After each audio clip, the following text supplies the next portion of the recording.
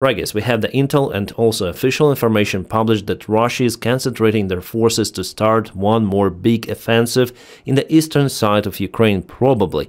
Could be on the south, we're not sure yet about it, but there could be a big jump done by the Russian army in the coming weeks, I would say, because Russia is moving roughly 160,000 new forces to Ukrainian soil. Well, for sure it's not gonna be Sumy region of Ukraine or the Kharkiv region, northern part of it, but Russians may push further towards Pokrovsk, Mirnograd, and in Zaporizhia direction. Over here they try to create some sort of the bridgehead in Kamensk, but so far unsuccessfully. Yes, Russia has this big plan, but it doesn't mean that it will work fine for them. They may take more territories, but no major success is possible nowadays on the front lines. Russians are unable to break through the main Ukrainian defense, and Ukraine is building more and more of those defense lines.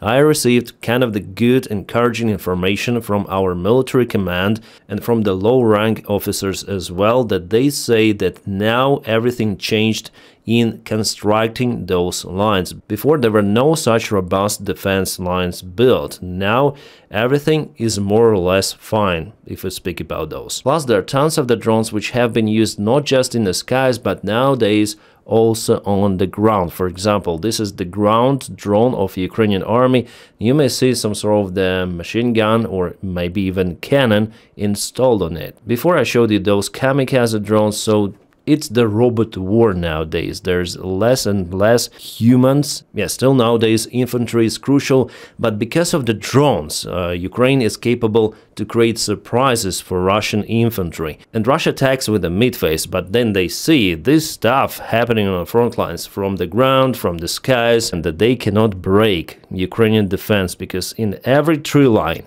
every hill, every small village, there could be Ukrainian mines, drones, flying shells, and everything of that is used to stop Russian army advancement. It is not possible already for Russians to break through Ukrainian defense and go, for example, to Dnipro city, Odessa, that is their dream and plan. Even Kharkiv is the huge issue for Russia. I say even Kharkiv because it's very close to the Russian border. And I would say, judging on drone technologies, on robots which are used on the front lines, Ukraine is ahead of Russian army. Yeah, Russia has their massive Shahid and Lancet drone production, but Ukraine absolutely nailed the operation with FPV drones. Ukraine has better electronics and better stuff installed in drones. And that is what causes the most of the Russian losses. Every day I see tons and tons of the videos of kaputted Russian tanks, armored vehicles, infantry personnel. All of that is mostly because of the FPV drones. Here's the recent image. Yeah, this is the aviation bomb, the standard one, which is attached to the drone. It says you will have this dig instead of Ukraine. We also have maybe mortar shell. Yeah, it looks like mortar mine. And all of that is attached to E-300 Sky Ranger drone, which is initially the airplane, light airplane, but able to carry the significant loads and fly for the very long distance. Russians, they don't have that stuff. They have Shahids, which may carry less payload, but they produce those massively. Ukraine occasionally has those kind of the very big drones that may fly for 2,000 kilometers away from Ukrainian border and strike lots of the Russian facilities. So I do think that the offensive plans for the Russian army, like this big summer offensive, will fail. Not completely, but they will fail. Ukraine will be able to stop this new wave, which is coming as it was many times before. And our commanders, they're absolutely sure about it. And here I want to share my thanks to Patreon supporters and members of the channel. Guys, you're doing a fantastic job supporting my motivation, filming videos almost every day. Thank you so much for it. And guys, the link for my Patreon page is in a video description just below. If you are unable to support me financially through Patreon or membership, just press the like to this video. Thank you so much for it. One more reason why it could be also stopped is the economical one. For example, India is looking for alternates to purchase oil. So instead of the Russian companies, they will work, for example, with Saudi Arabia or someone else. Well, they are already working with those, but maybe they'll intensify cooperation. And this is the response of the Indian Minister of Petroleum and Natural Gas. Yeah, they have this position, very high position. This is his older photo from the last year, but it is the fresh information coming from him that in case United States apply stricter sanctions on Russia, India may cancel purchasing Russian oil. That's why those 50 days, it's kind of the Taka move, really. We need to apply sanctions on Russia and secondary sanctions on the companies and countries who continue to work with Russia right now. Here Dhoni gives, unfortunately, some of the time for Russia to get more resources and to reinforce its army for the summer campaign.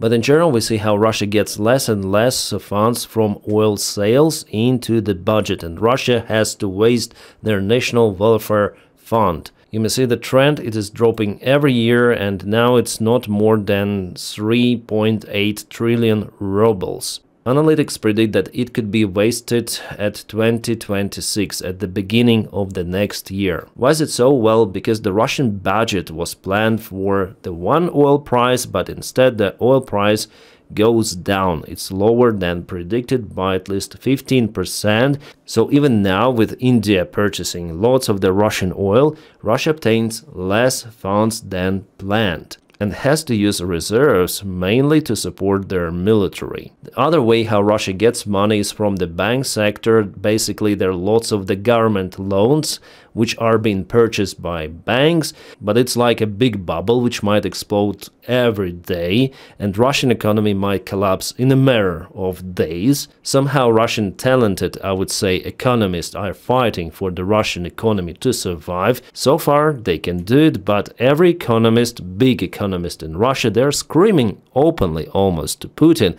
that it's gonna be a very hard time for Russia. It is coming very soon.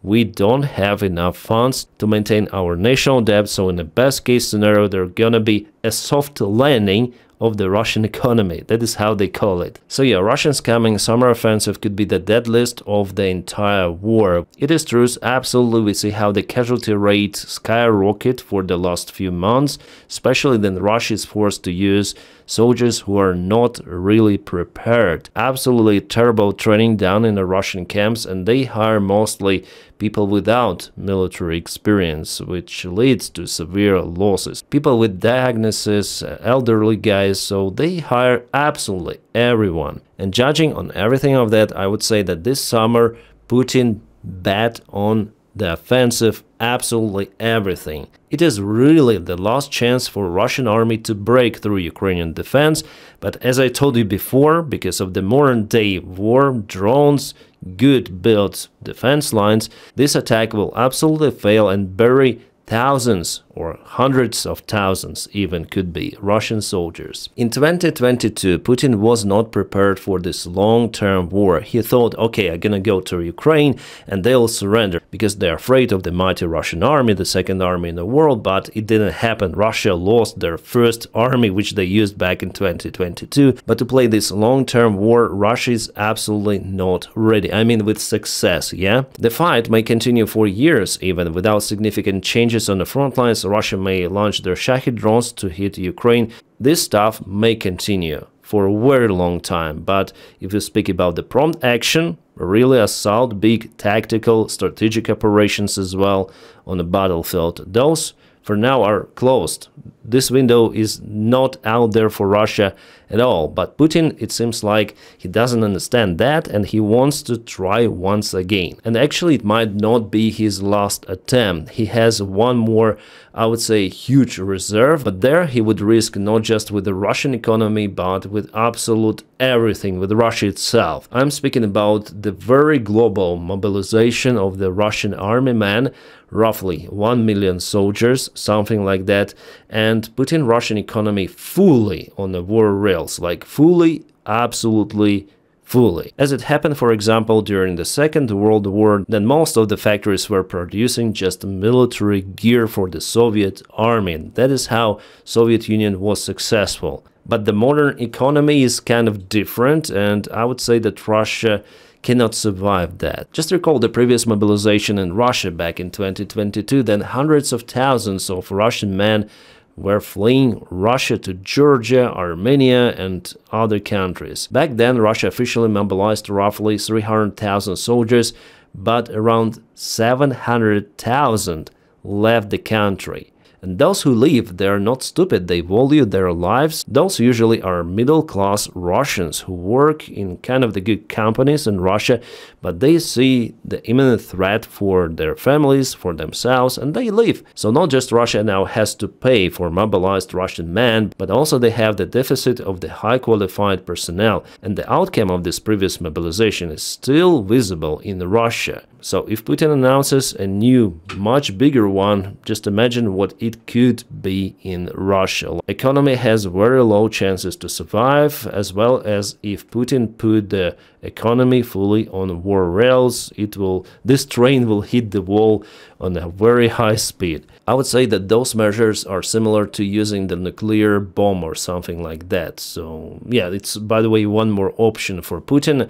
And according to the Telegraph, I guess, as far as I remember, the information was published 1 week ago, Russian elite is really thinking to make it happen, like at least with tactical nukes.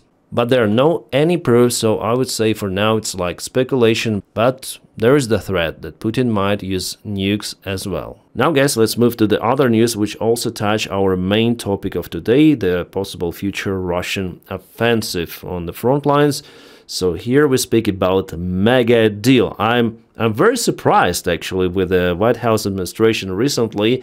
So Trump discussing drone mega deal with the Ukraine. As United States tech lags behind adversaries, the people of America need this technology. Absolutely. That is what I was telling before, that the United States, if we speak about small drone productions, FPV, surveillance drones, which are not so big in that technology, United States is behind Russia, behind China, behind Iran, and behind Ukraine even. The problem for United States that it has dinosaurs, I mean not old people in control and in military, but people who think with old standards. So here finally they start to realize, okay, we're doing something wrong. We need to develop our drones. So in this case, let's cooperate with our only ally which has the drone capabilities which we need. It's Ukraine. So Ukraine will share all of this intel relative to the drones, technologies and so on that the Ukrainian army managed to develop for the last 3 years. Also, it's very important for our allies in the United States to understand how the system in Ukraine is built, the tactics on the battlefields using drones and so on. So it's very, very important cooperation, and instead Ukraine may obtain more military support. Absolutely great move. I hope it will happen like that. And also potentially it might help to reduce casualties in the future military confrontations in the United States Army. So United States will use more drones, FPV drones and other tools on the front lines than humans. So it's good that it is happening. The only thing I don't like from the White House administration, I already mentioned to you before, the worst thing are those 50 days. It's not good. Sanctions should be applied in Russia right away. Otherwise, we're in some way helping them, to achieve their military goal on the front lines, because they have more money for their military budget.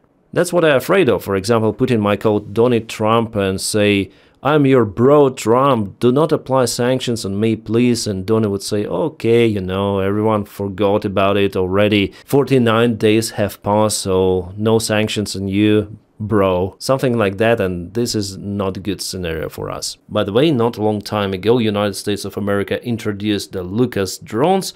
They look like Shahid drones, you may see them here, but probably they're a little smaller. At least they have the smaller engine, and maybe this one is the bigger version out there. And here we see Pete Hexet, so it's definitely in the United States. Well, finally, authorities start to understand that it is the future of any sort of the war. Fico, what happened to you? Come on, you went to the Russian military parade, you're praising Russia in every of your interview, and now you're giving the green light for sanctions to be applied on Russia? Yeah, we're speaking about the 18th package of the sanctions. Before, Slovakia blocked it totally 6 of the times, and now Fico says that okay, we're gonna let it happen, new sanctions should be applied on Russia. Yeah, he says that there are now guarantees from the European Parliament towards Slovakia that in case something could go wrong with the budget of Slovakia, they will be helped, so that's why they agree. Alright guys, now about the military support from the United States of America. As I mentioned to you before, Switzerland ordered some of the Patriot systems back in 2022, I guess. So United States officially now informed Swiss authorities about the delay. The systems which were produced already for Switzerland will be moved for priority destination, and priority now is Ukraine. So in the coming months, Ukraine might obtain Patriots. We're speaking about 17 of the launchers, roughly. Not 17 systems, 3 more systems could be deployed to Ukraine, which might help Ukraine to fight against ballistic missiles. So yeah, I guess Switzerland, at least for now, is not in imminent danger, so they may wait a little more, couple of years more. The Patriots are needed for Ukraine. And I guess that the Swiss government and army, they understand that, and they agreed on this move from the United States of America. After all, United States didn't freeze contracts for other states, just Switzerland, which is a neutral country, so they may relocate some of the air defense, which is crucially needed for Ukraine. Latvia sent the first Patriot vehicles to Ukraine. Totally, there could be 42 of the armored vehicles sent in general, but the first vehicles are already in Ukrainian soil. We have those photos taken by the 3rd Assault Brigade of Ukrainian Army. It is one of the most capable Ukrainian brigades which are used in the most difficult locations. Yeah, they absolutely need this transport. It is much better compared to the Soviet-made BTR. It has more of the armor at the bottom, which helps to secure crew from mine explosions. Some more news from Ukraine now. Officially, Denis Shmyhal is the defense minister of Ukraine. Before, he was the prime minister. The prime minister right now is Yulia Sviridenko, so how those changes may influence Ukraine in general, I hope for good. Like, the changes should be for good all the time. The one thing is strange that Umerov, who was the previous minister of defense of Ukraine, it was said before that he would be the new ambassador of Ukraine in the United States, but it's not like that. The Ukrainian ambassador in the United States could be Olga Stefanishina if she is agreed by the White House administration. Probably she will be agreed. Before, she was the deputy prime minister for the European integration of Ukraine. Okay. Guess for me it's really hard to say why those changes happen, but they happen. Only time may show the difference. Now guys, let's speak about the front lines. This is the Kursk Oblast of Russia. Here we go with the border between Russia and Ukraine. It's like that. I just pointed out for you to see. And here we have some of the changes in Tyotkino. I see the extension of the gray zone. The Ukrainian army moved by almost 3 kilometers for the last 24 hours, which is kind of interesting. Some of the sources show different picture in Tyotkino, that the Ukrainian army is very close to this road, which is crucial for the Russian supplies, but this map source shows that Zorya and Tyotkino are still connected, and Russia tries to counterattack from Olkhov. Well, we'll see. Still, there is the positive movement. But in general, the most important part is this one, Pokrovsk and Mirnograd. Here, Russia tries to offend not just from this newly created bridgehead, but they also want to go from Peshane. So it was yesterday, it is today. Clearly, they move a little. Well, I would say that without moving towards this road, for Russians it would be very hard to encircle Pokrovsk, almost impossible. There was the attempt from Russia to move towards Rodinske, but it didn't work for them well, and there were no new attempts for the last 48 hours, for the last couple of days. And this is our big map here: Pokrovsk, Mirnograd, Rodinske, the attempt of Russia to move here. You may see the border of the gray area is over here, and Russia sends more and more reinforcements. Moreover, recently they occupied this part, but I guess I already showed it to you. We have the update about it 3 days ago. About this direction, which is also important for Russia to attack Pokrovsk from 2 of the sides. Well, Russians need to attack and take control over Udachne. It is a very important village, crossroad as well, and later on they need to go to this highway. And after you turn to the east and here to the west, trying to encircle Mirnograd and Pokrovsk. That is the plan for the Russian army. We may clearly see it, but in this direction at least it is not working according to their plan. You know, guys, kind of the interesting thing happened in Pokrovsk village of the Kimbersky Spit. There somehow Ukrainian flag appeared. Yeah, we have real evidence. There is the Ukrainian flag in this particular place, and the geolocation was confirmed. This is the position of Pokrovsk. Yeah, some of the wildfires were detected recently in the Spit. Was it the landing operation of Ukrainian army, or maybe the flag was delivered by drone? It is hard to say for now, but this information is very fresh. Kimbersky Spit itself plays strategic role for Ukraine, especially for the port in Mykolaiv, while Russia controlling this part of the land actually threatens Ukraine in this area, especially ships which are passing the port of Charkiv. For this reason, the export of Ukraine is limited for Odessa port and Dunai. There were actually a couple of the attempts of Ukraine to get Kimbersky Spit under control, but both of those failed.